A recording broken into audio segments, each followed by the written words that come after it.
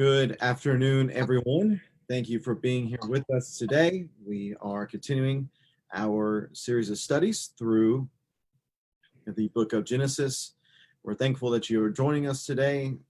Appreciate your patience as we're having to doing a little bit of changing up with what I have here in my office as far as what we're running on.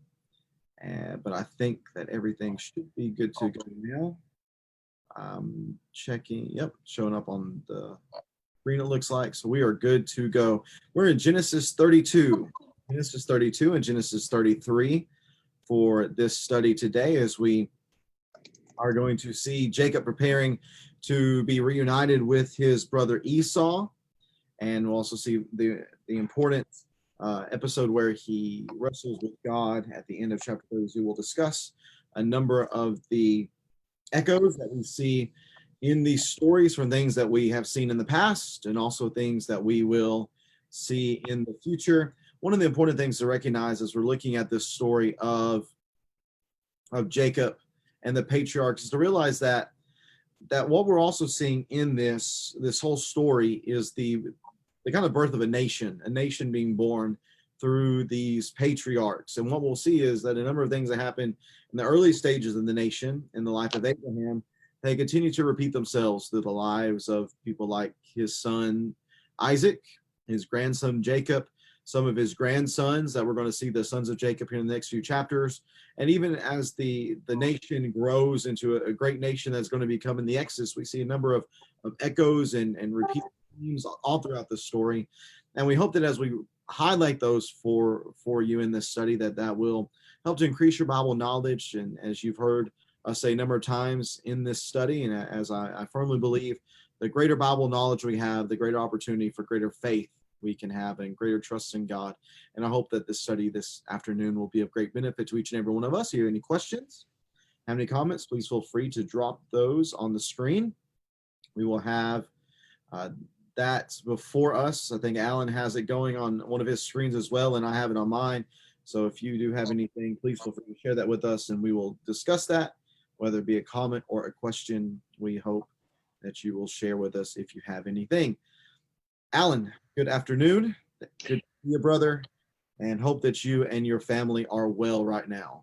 Yeah, we're doing good. We were sad we couldn't meet with y'all on Sunday, first time back at our Pleasant Plains there, but hopefully, I don't know when, but I don't know if you might not see us before the baby comes. We're obviously expecting a little boy here in the next couple weeks, but we're just trying to get through that right now and hopefully get out on the other side unscathed.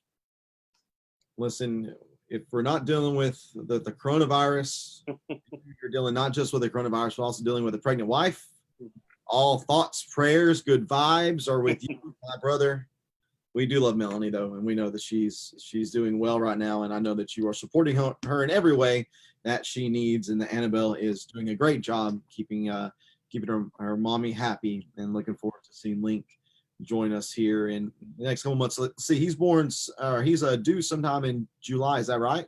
Yeah, toward the end of July. We kind of, Annabelle was like 2 weeks early, so we're probably thinking more like mid-July. All right. Hey, July 13th, that's a good day. You can join a couple other people here, my daughter included, having a July birthday.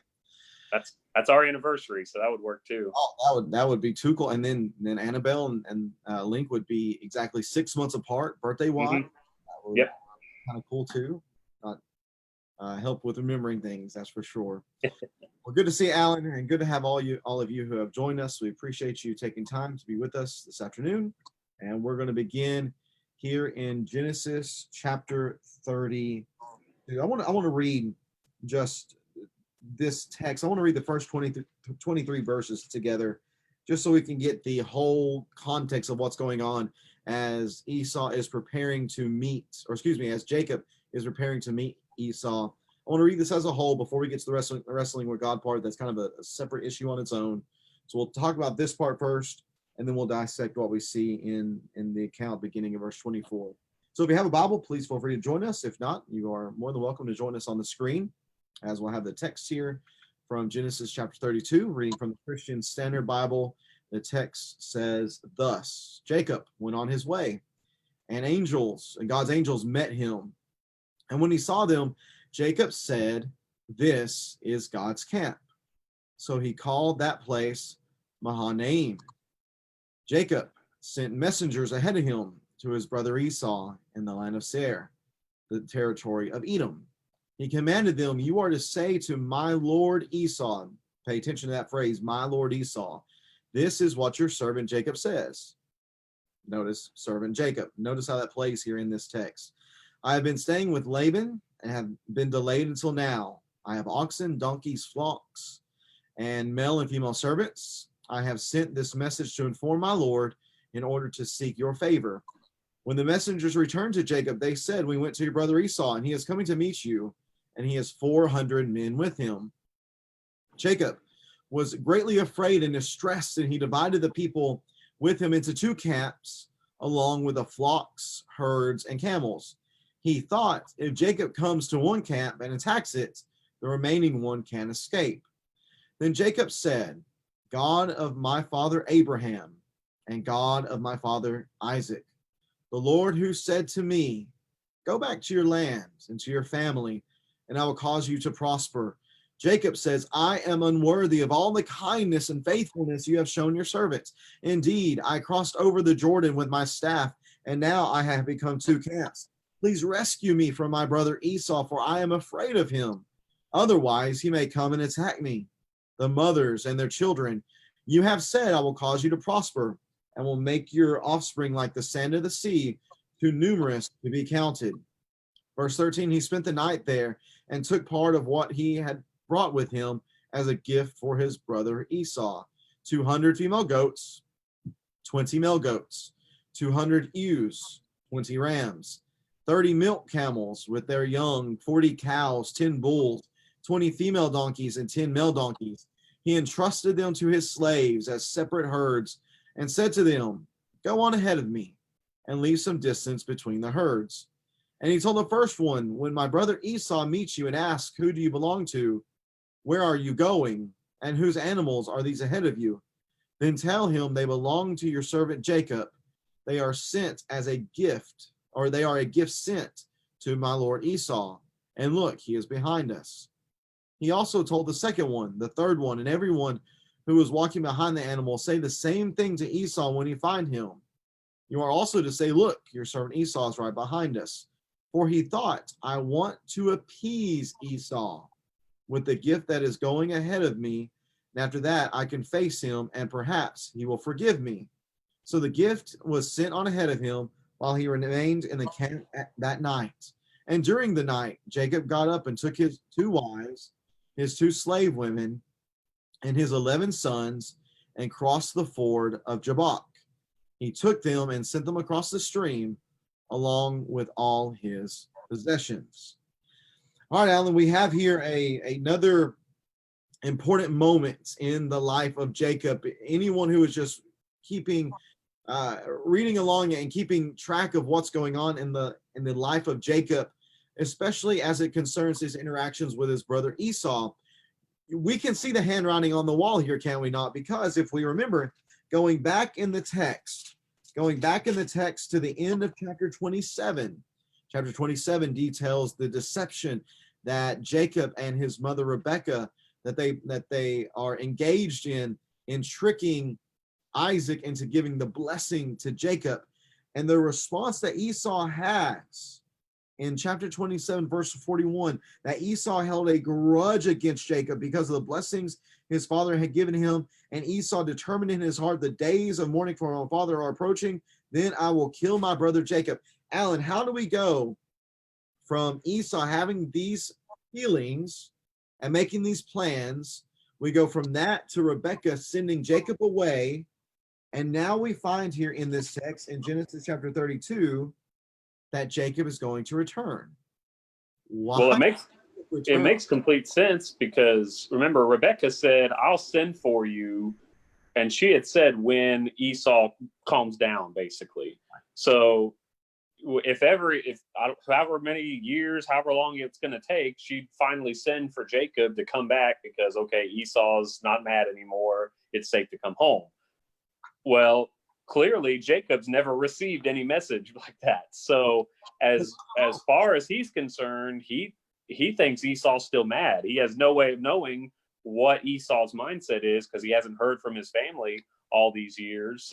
Hadn't heard from his mom. So if his mom said she'd send for him and she never did, well, put two and two together. He's thinking Esau's probably still pretty mad about that, and that's why he's setting up this. Of course, he's sending these massive flocks as gifts, and he does it piecemeal. He does a little bit at a time. So, it says just so I can appease him. He's trying to overwhelm him with kindness, with kind words. He's always calling him either my Lord and calling himself a servant. So he's really laying it on thick right here for good reason. He hears that Esau's got 400 men coming after him. Well, that seems a little strange. Obviously it turns out okay, but to bring 400 men to greet him, that's a pretty large force just to say, hey, welcome. Right. So he's obviously thinking that's a war party coming to destroy his entire family here. So he's doing whatever he can to appease him. And in verse 9, he's also appealing to God as well. He's not that God needs a reminder, but he's reminding him, saying, hey, you said go back. You told me. You said I would prosper. And he even admits, verse 11, please recuse me from my brother Esau, for I am afraid of him. So clearly Jacob's worried about what's going to happen. He doesn't know exactly what's going to happen. I think he's, I really don't know. He thinks he might die. He might be killed by Esau because of all this. So I don't know that his faith journey is far enough along to think that might not happen. But he's clearly making preparations for the worst here. Right. And I want to note too, Alan, that what you say is something that I think is extremely important. He's leaving a land where he's prospering in the land of Padanaram. He's prospering with Laban. Granted, the relationship between himself and Laban is not all that great. And so that could probably give us some reason as to why it is that he's wanting to go to a place of his own.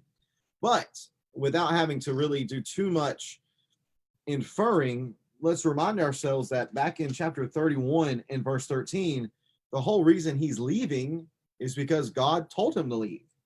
Back in chapter 31 and verse 13, I am the God of Bethel, where you poured oil on the stone marker and made a solemn vow to me.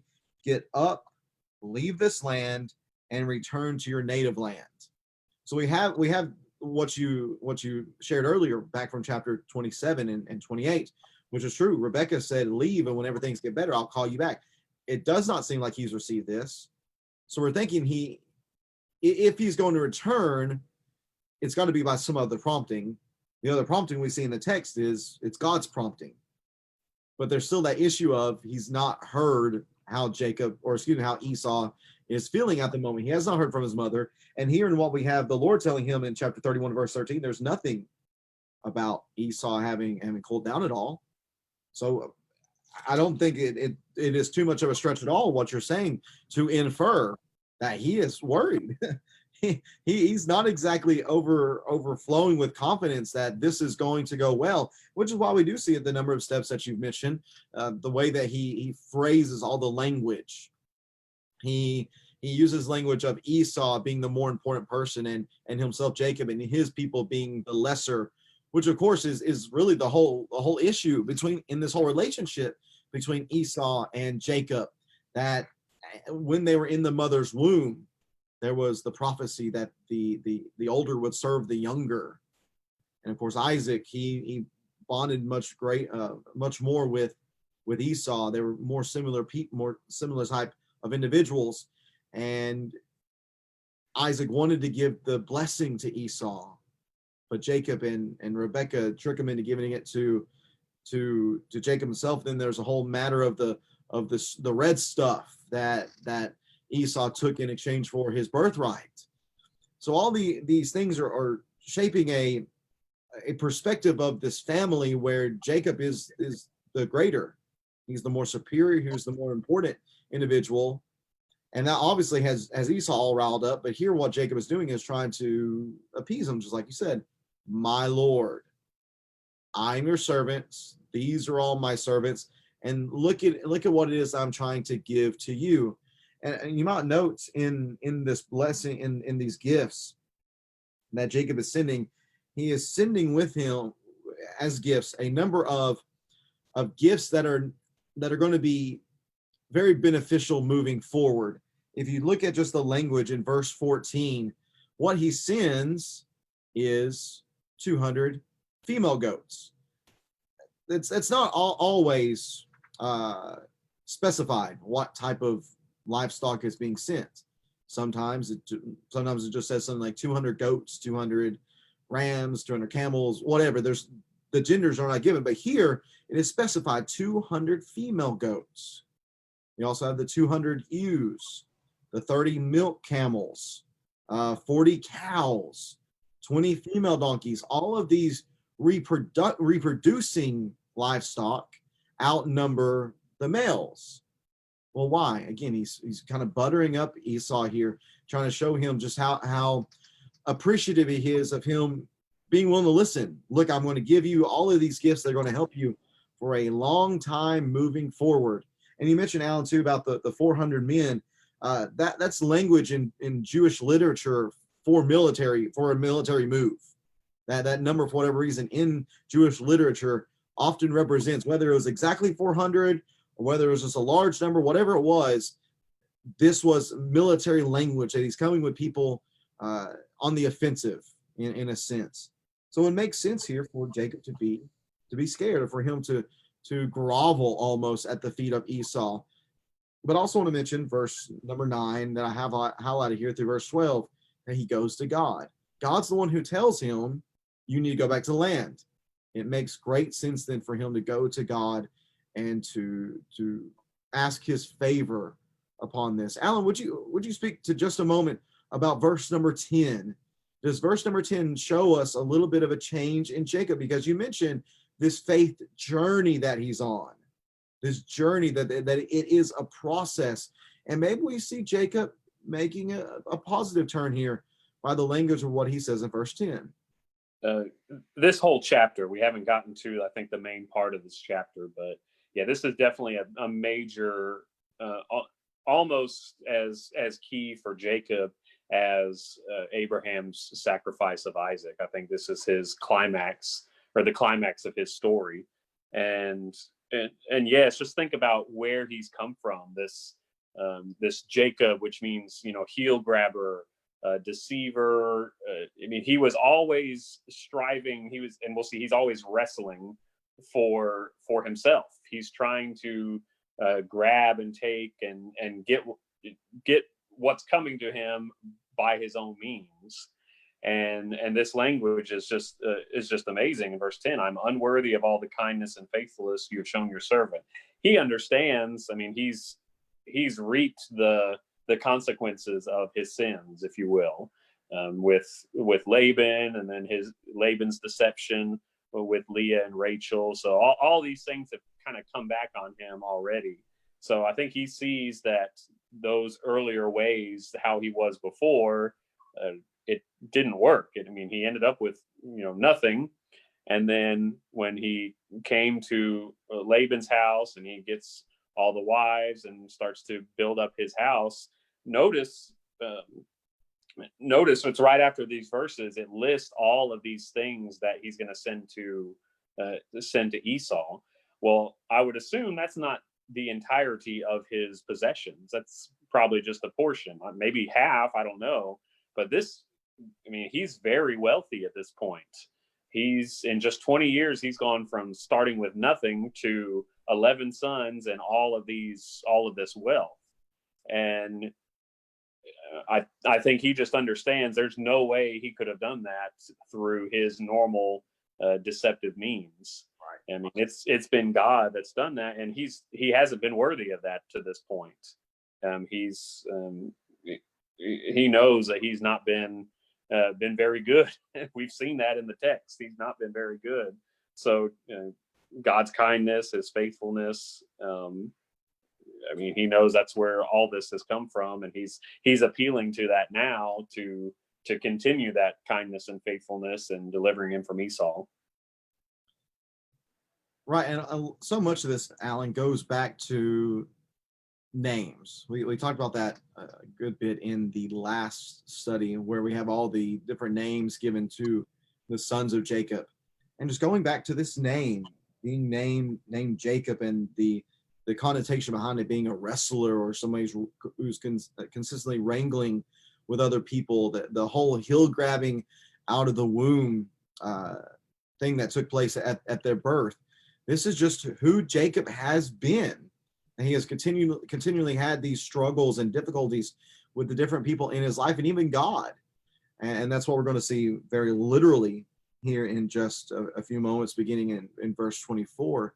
But just think about all the struggle he's had, the struggle with Isaac and doing the deception, the struggles with Esau and taking the birthright and the blessing from him, the struggles that he endures with Laban, the struggles that he even endures with his wives, and the difficulty in their bearing children, and all the animosity that came from that within their lives. They're just constant turmoil within the life of this man.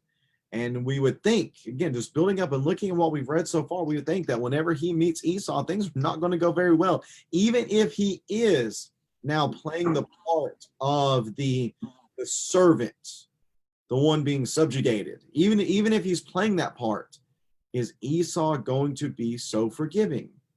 Is he going to allow Jacob to just get away with this? And is he going to accept these gifts in a kind manner and forgive Jacob for what has taken place? But before we can get to that, in chapter 33, we have something that takes place beginning in verse 24. I want to note in the text, in verse 23, I want to note a couple things. Number one, I want to note how he is caring for his livestock and his possessions, that he's dividing them up.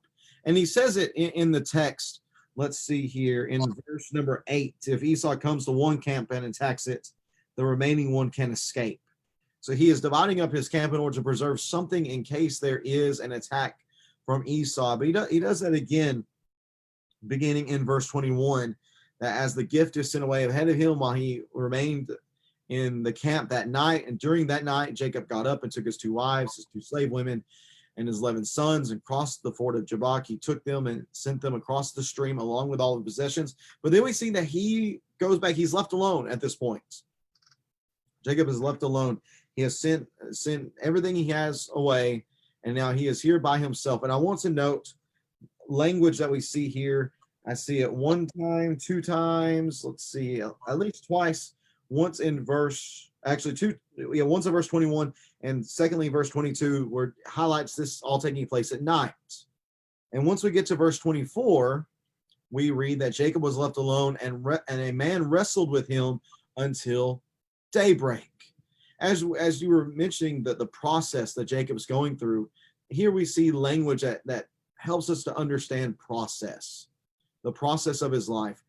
We noted that the time that Jacob spent in the land of Laban was a dark time. A lot of it could be described as being a nighttime portion of Jacob's life. And now we see here this language, kind of things coming full circle, things starting to have a better look about them. And that's understood, I think, by this language of the night is nearing gone, and now daybreak is approaching. Verse 24. And when the man saw in verse 25 that he could not defeat him, so when the man wrestling saw that he could not defeat Jacob, he struck Jacob's hip socket as they wrestled and dislocated his hip. And then he said to Jacob, "Let me go, for it is daybreak." Notice that again. Notice the daybreak portion. But Jacob said, "I will not let you go unless you bless me." "What is your name?" the man asked. "Jacob," he replied.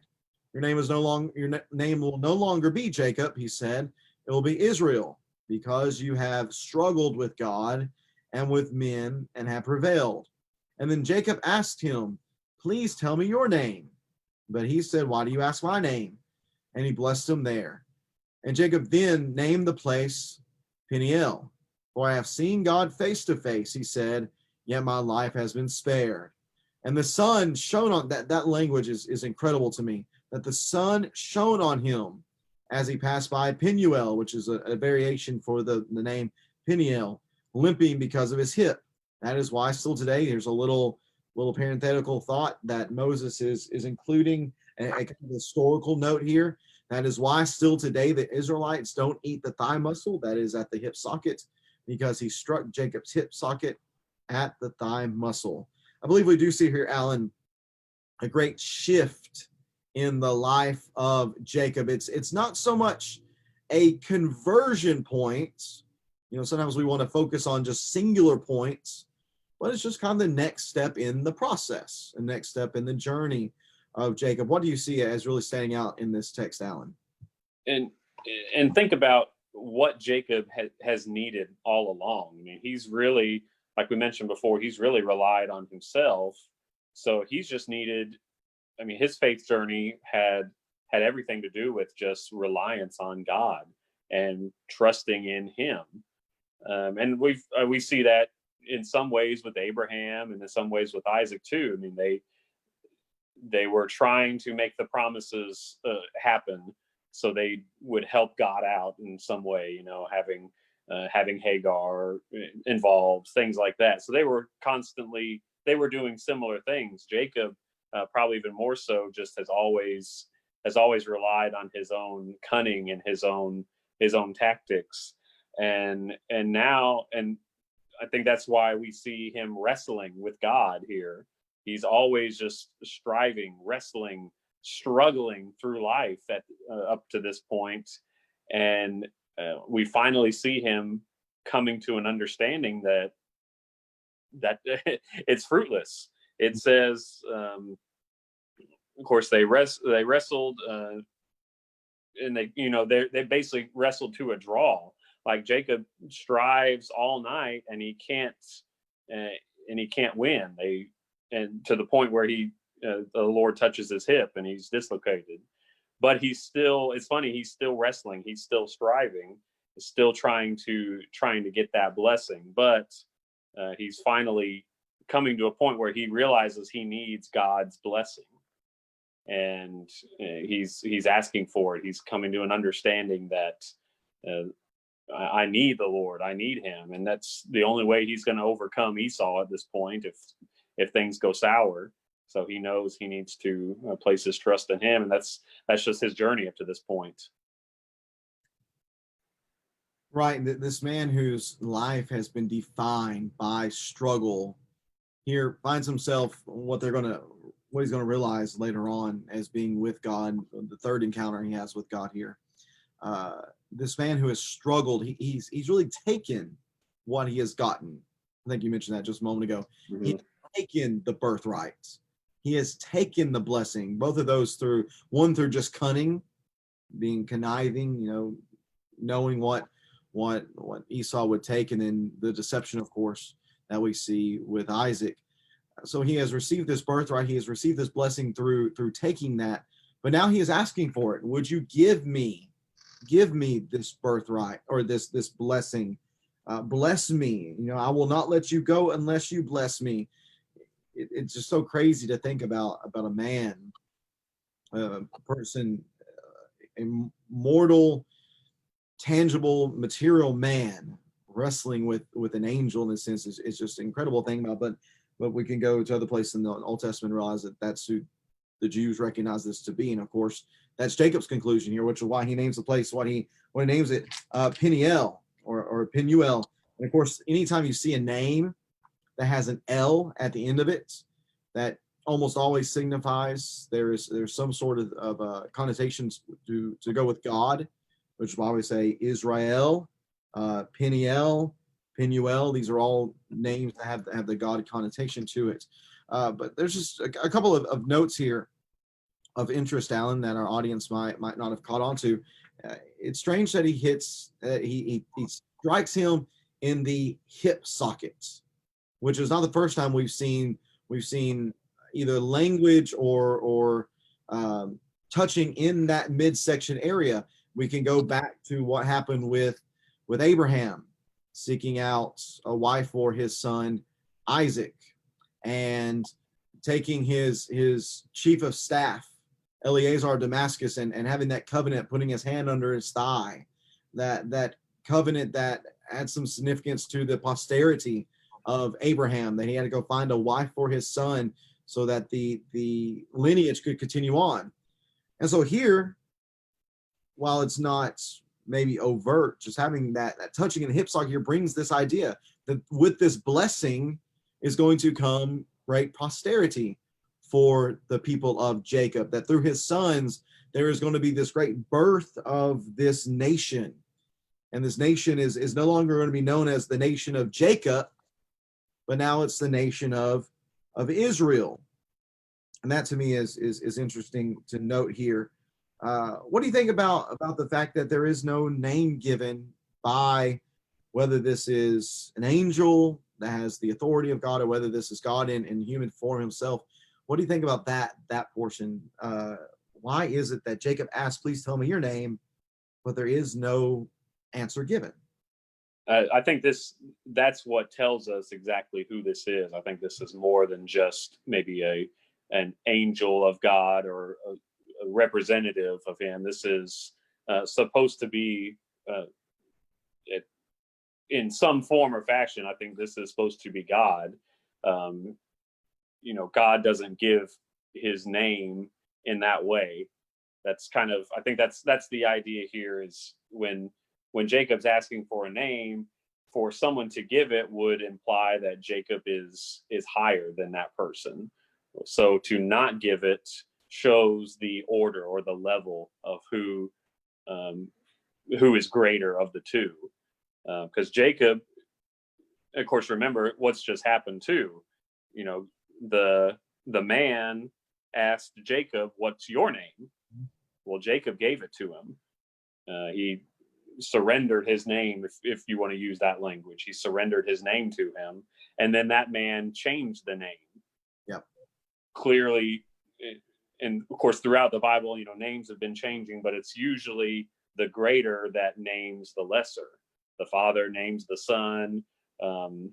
God gives the name to man, and then man names the animals. So it's always the greater that gives the name. So to surrender a name to someone would have lowered your status in that sense. That's why it's clearly someone of higher status than Jacob here, someone that has the authority to bless him and rename him in the sense, and that can only be God.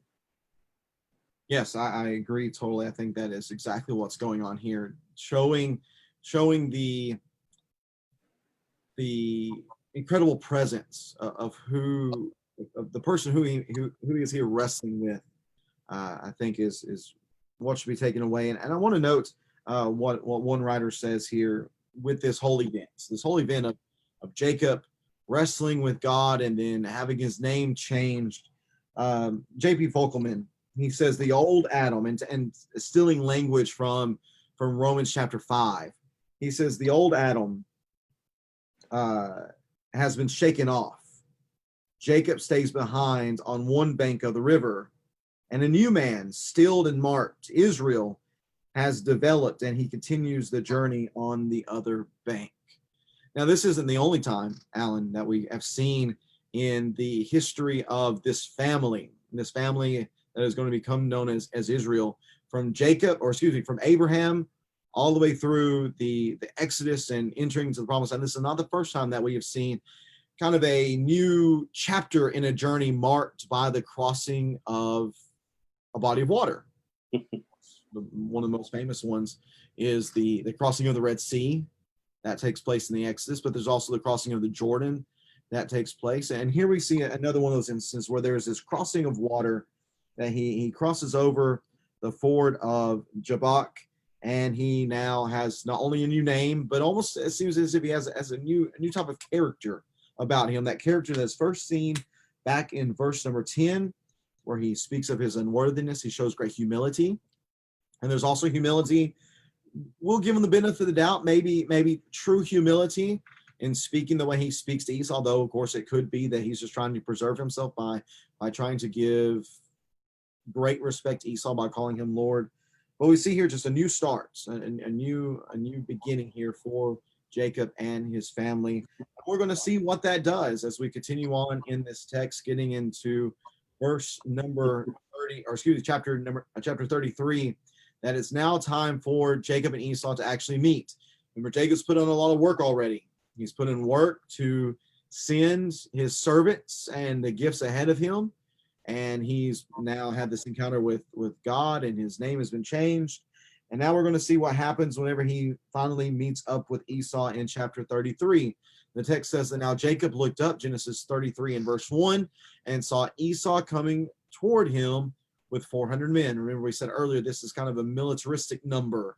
Whenever you read this in Jewish literature, you're thinking that some sort of fight is about to take place. So what he did in response is he divided the children among Leah, Rachel, and the two slave women. We kind of see Jacob dividing up his flocks, you might say, each of the mothers with their children. And he put the slaves and their children first, Leah and her children next, and Rachel and Joseph last. He himself went on ahead and bowed to the ground 7 times until he approached his brother. But Esau ran to meet him, hugged him, threw his arms around him, and kissed him. And then they wept. And when Esau looked up and saw the women and children, he asked, Who are these with you? And he, being Jacob, answered, The children God has graciously given your servant. Then the slaves and their children approached him and bowed down. Leah and her children also approached and bowed down. And then Joseph and Rachel approached and bowed down. So Esau said, What do you mean by this whole procession I met? To find favor with you, my Lord. He answered, I have enough, my brother. Keep what you have. But Jacob said, No, please. If I found favor with you, take this gift from me. For indeed I have seen your face, and it is like seeing God's face, since you have accepted me. Please take my present that was brought to you, because God has been gracious to me, and I have everything I need. So Jacob urged him until he accepted. If you're just reading this text for the very first time, Alan, and you know the backstory, you know what's taking place, and you've seen the preparation made by Jacob here, you're thinking this is going to go down bad. And yet, that's not what we see at all in the story. Alan, what do you make of this peaceful, gracious, loving reunion between two embittered and estranged, we might say, brothers? It's definitely, I mean, obviously the hand of God is in this. I mean, for Esau to come angry and attack everybody would not have been the best of stories, really. So, props to Esau for letting bygones be bygones. Of course, he's clearly done pretty well for himself. He's a leader of at least 400 armed soldiers here. So he's at this point, I would assume he's a king in every sense of the word. He's a leader of a, albeit small nation or group or city at this point. And he turns down at first all of Jacob's presents. So he doesn't need all these animals. He's doing fine for himself. So things have gone well for him, despite how they started 20 years earlier. But yeah, I think this is just, God's hand in this, that they can reconcile. Esau's growth. I mean, he's not a young man anymore. He's older. He doesn't, he's smart enough to know that, bloodshed wouldn't solve anything. And I do find it interesting, just kind of off to the side here, the order that Jacob puts the children and the wives. I can't help but wonder if everyone was looking and saying, okay, well, who gets killed first if these things go bad? And then, who is the most protected? Who's at the very back? Well, obviously it's the favorite wife here, Rachel, and the favored son, Joseph. So just something to remember as we get into the Joseph story later on in a couple chapters, that this type of thing was has been a problem for a long time, is favoritism toward Joseph. Right. That favoritism that was seen in the marriage between between Jacob and Rachel, and that being his favorite wife as compared to his relationship with Leah, his wife. Of course, that whole situation wasn't really something that Jacob brought upon himself, though the favoritism continuing to be shown obviously didn't help too much. That is definitely going to be seen in what takes place whenever Joseph, the focus is shifted from his father Jacob into his story, beginning in chapter 37. I want to note verse 4. I think verse 4 is really key here because it shows us a couple of things that, or brings back to the forefront a couple of things that we've seen already as we look in this text. I want to note verse 4. But Esau ran to meet him, hugged him, threw his arms around him, and kissed him. Then they wept. I want to notice that Esau running to meet him. Esau is running to meet the brother who has fled from him. Now, if you're just reading this and again, you don't know what's about to take place, running to meet him, he's chasing him to hunt him down is what we're thinking. But that's not what takes place. Instead, he runs to meet him and he hugs him. You might say he embraces him. Well, what is something else that takes place in an embrace? A struggle, a wrestling, you might say. So this man who has been defined in Jacob, this man who has been defined by wrestling and struggling with others, now he is embraced and hugged by his brother, but it's not that wrestling and that struggle that we might think of with the negative connotation, but now here is a true embrace and a kissing we see takes place. Throws his arms around him and kissed him. Now the arms that at one point wrapped around Jacob's neck to see whether it was indeed him or Esau in the deception of Isaac that takes place again. And then they wept together. Again, weeping is something that we've seen in this story. Jacob wept when he met Rachel a couple of chapters ago. And of course, there is a weeping of joy.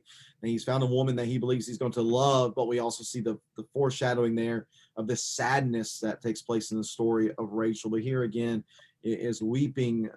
And I can't imagine the emotions that are taking place in this moment between these two brothers whose lives have been defined by struggle, whose lives and relationship have been defined by deception and by heartache, by bitterness, by grief, and Esau holding a great grudge against him to the extent that he hoped to kill him. What a moment this must have been, as Alan has highlighted. It just shows the journey that these two individuals have been on. And it seems that as Jacob has matured, Esau seems to have matured in the same way. And maybe part of that is the fact that he is in such an esteemed position. Back in the text, verse 30 or chapter 32, that he's going to go meet his brother in the land of Seir, which is in the territory of Edom. And that's another name for Esau, is Edom. So he has a whole territory, whole land for himself. He's doing quite well, which is why he tries to give the gifts back to his brother. But Jacob insists, no, you need to keep these. These are showing you how I'm trying to right the wrong, because that's really what this is. Remember that the blessing that was given, the birthright and the blessing that was taken and given from Esau to Jacob, it would have helped them so much in their lives, in not just who they were, the honor that came with that, but also from a very materialistic standpoint.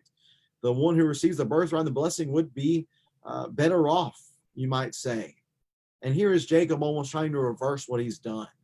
And we see that a lot in these stories, reversals and changes of fortune. And here we see Jacob trying to do that, trying to give this to Esau. No, I wrongfully took this from you might say. It's almost what we see Jacob doing here. I wrongfully took this from you, or at least I did it by deception. I did it by cunning and conniving. But here, now I willingly give it back to you to be a blessing to you. Let's pick up at verse number 12. Then Esau, his response to all this is, well, let's move on and I'll go ahead of you. And Jacob replied and said, my Lord knows that the children are weak and I am nursing flocks and herds. If they are driven hard for one day, the whole herd will die. Let my Lord go ahead. Again, putting putting the emphasis on him, showing his superiority, his importance. Let him go ahead. And I will continue on slowly at a pace suited for the livestock and the children as I come to my Lord. Notice the number of times he refers to Esau as my Lord at Seir. And Esau said, let me leave some of my people with you. But he replied, why do that? Please indulge me, my Lord. And that day Esau started on his way back to Seir, but Jacob went to Succoth. He built a house for himself and shelters for his livestock. And that is why the place was called Succoth. After Jacob came from Padan Aram, he arrived safely in Shechem in the land of Canaan and camped in front of the city.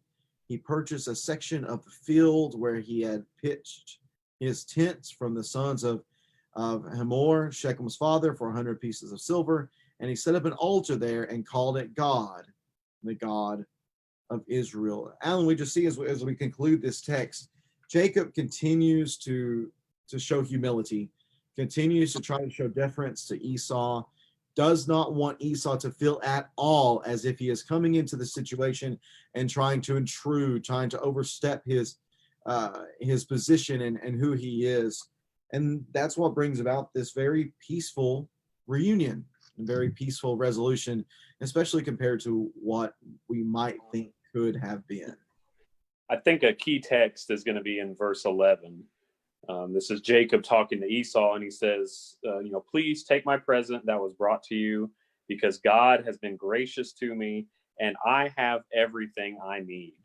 So not only, notice what happens twice here. Esau offers to give all of those flocks back, and Jacob basically says no. I mean, he insists until Esau accepts them. And then Esau actually offers to leave some of his men with him for protection. I mean, he's got an army with him, don't forget. So he offers to give Jacob some of those men just to protect him. We'll see in the next chapter that he's going into an area that he might need protection from. There's some, there's people there that might do them harm. So to have that protection would have been nice. But again, Jacob declines. And I think this is Jacob's growth here. He realizes that he has, because God has been gracious to me and I have everything I need, verse 11. So he doesn't need the protection of Esau because God protects him. He doesn't need all of these great flocks that he gives to Esau because God will just provide him with more. And Jacob understands that. He doesn't have to worry about it. And he has, we haven't talked about it much, but he has the physical scar of why God is in control. I mean, remember, he's limping around at this point. Mm-hmm. So God has touched him. He can't even, at this point, if him and Esau tried to fight and wrestle, he's going to lose because he's injured. So he's at his weakest point in terms of his physical or his, those around him that could protect his family. He's as weak in a fleshly sense as possible, but he has everything he needs because the Lord is with him. The Lord will protect him, and he will continue to do that the rest of his life.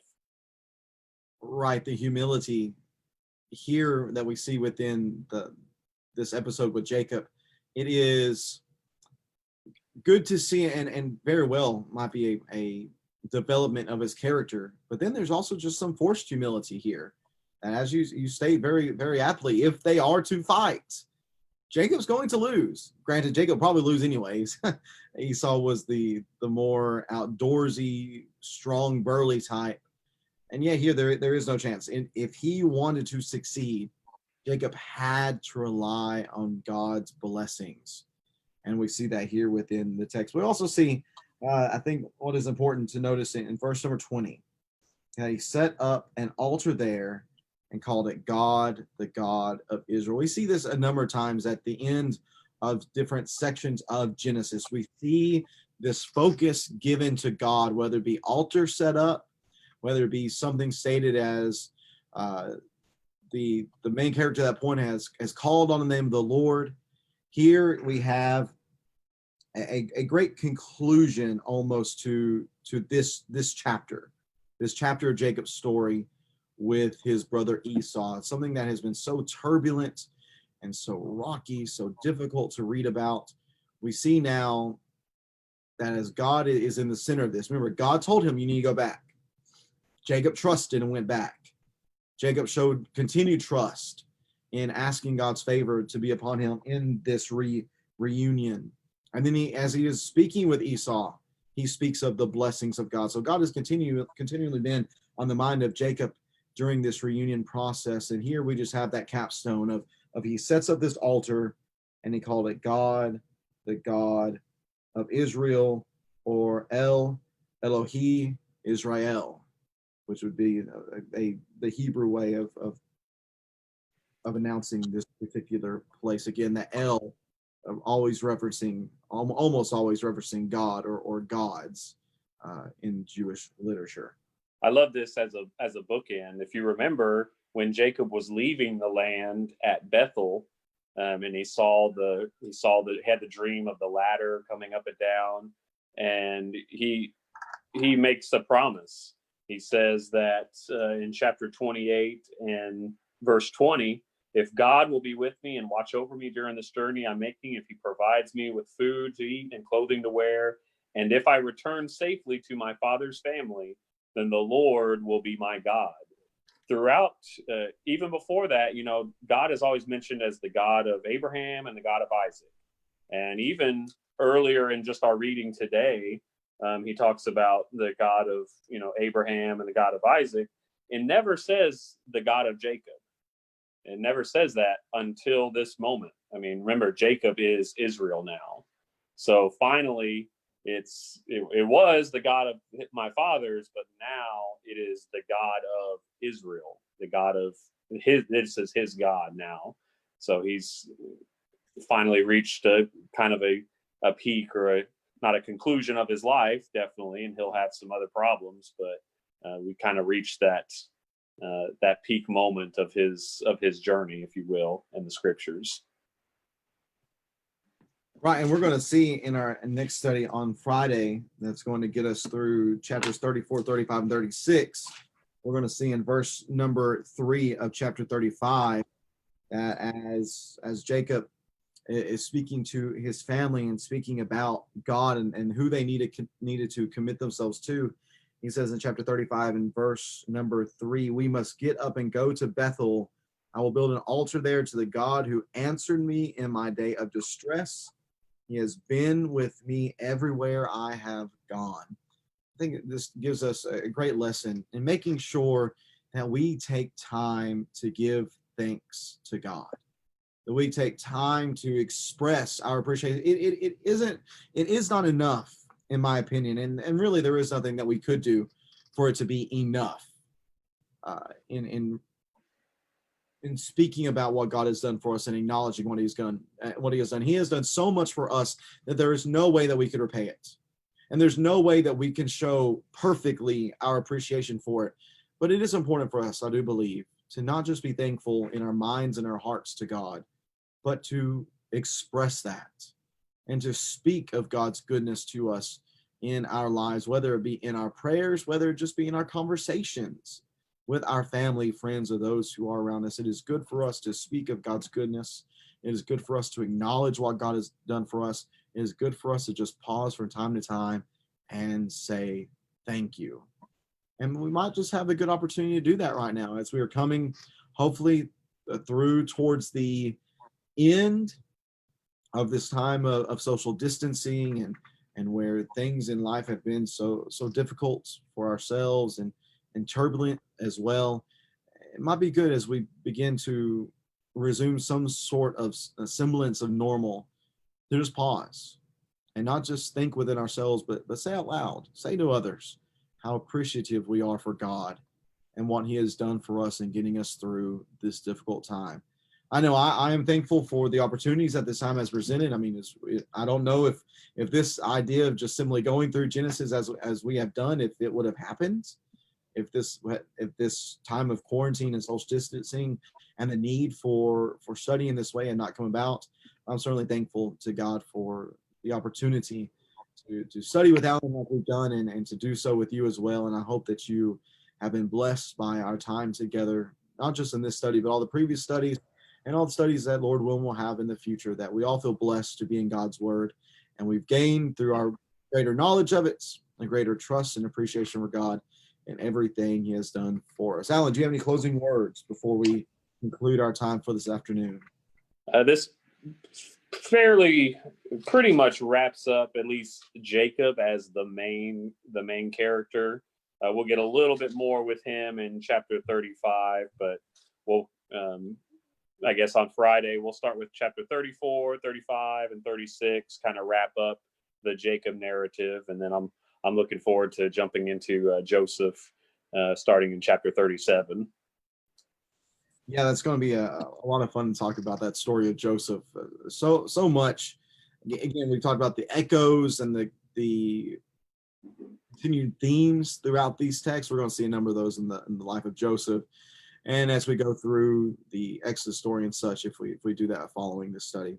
But thank you all so much for joining us this afternoon. Hope that you have benefited from your time with us. Hope that it's been a blessing to you. And if you have any questions, thoughts, if you have any spiritual questions, if you have any spiritual needs, please feel free to reach out to us here on this page or our personal pages. We'd love to help you in any way that we can. Hope that you have a great rest of your day.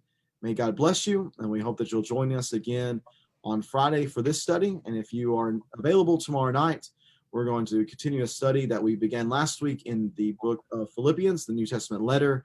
We'll get going around 6:30 for a study in Philippians chapter 1 and verses 1 through 11. The plan is to do that through Zoom and also have that broadcasted here on Facebook.